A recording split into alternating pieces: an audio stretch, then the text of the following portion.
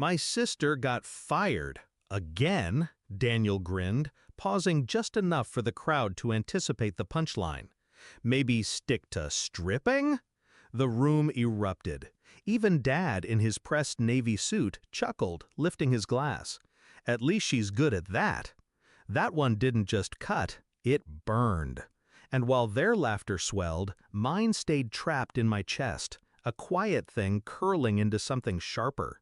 I didn't drop my gaze. I didn't even blink. Because behind them, at the entrance, he walked in. The CEO. Eyes locked on me. And for the first time all night, the room felt cold.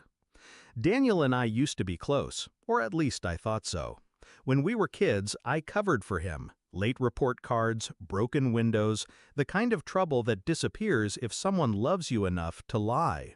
He paid me back in little ways, a shared laugh, an arm slung over my shoulder, saying that's my sister like it meant something.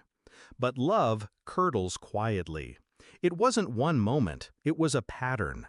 The subtle digs that became public jokes. The way Dad compared my every choice to his.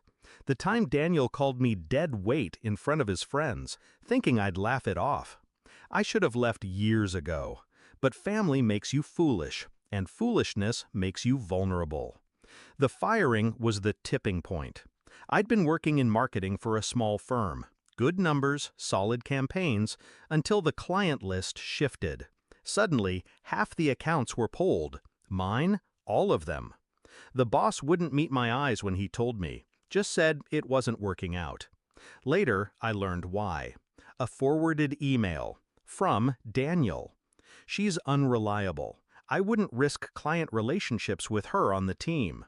It was casual, throwaway, but in corporate politics, a whisper is a weapon, and he knew exactly where to aim.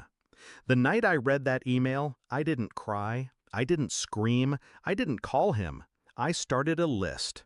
Names, connections, every person he'd wronged, every bridge he'd burned while Dad propped him up. Every woman he slept with and discarded, every deal he inflated numbers on, every reckless gamble disguised as bold strategy. Daniel thought I was scattered, but I am patient, and patience turns hurt into precision. The plan took 6 months. I knew his weakness, attention.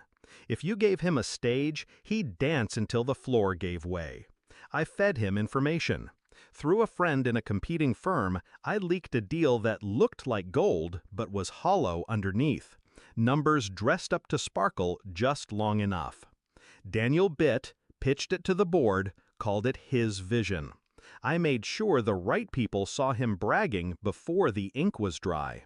Meanwhile, I sent quiet packages. Anonymous, untraceable. Copies of expense reports to compliance.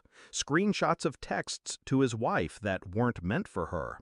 An unsigned note to Dad with bank statements he wouldn't ignore. And tonight was the finale. Daniel's promotion party. The deal that would change the company forever. The room dressed in gold and glass, all eyes on him. Until the CEO walked in. The chatter dipped, then died entirely. He didn't smile, didn't even look at Daniel. Daniel, my office, now. My brother blinked. It's my party? The CEO's voice cut clean through him. Now. Daniel glanced around, searching for an ally. Dad's glass was frozen halfway to his lips. The crowd avoided his eyes. I stepped forward, met the CEO halfway. He didn't speak, just handed me a folder. Inside, a contract. My name in bold. The position Daniel thought was his stepping stone. The CEO's voice was low, but loud enough for the nearest table to hear. We need someone trustworthy to clean up this mess. Daniel didn't come back to the party, but the whispers did. Fraud, misuse of funds, harassment complaints, the kind of words that stick to a name long after the truth stops mattering. Dad didn't meet my eyes when I left. He didn't have to. I'd seen the look. Recognition, then something sour. The beginning of respect. Or maybe just fear. I didn't gloat. I didn't post about it. Revenge works best in silence, because silence makes people fill in the gaps themselves.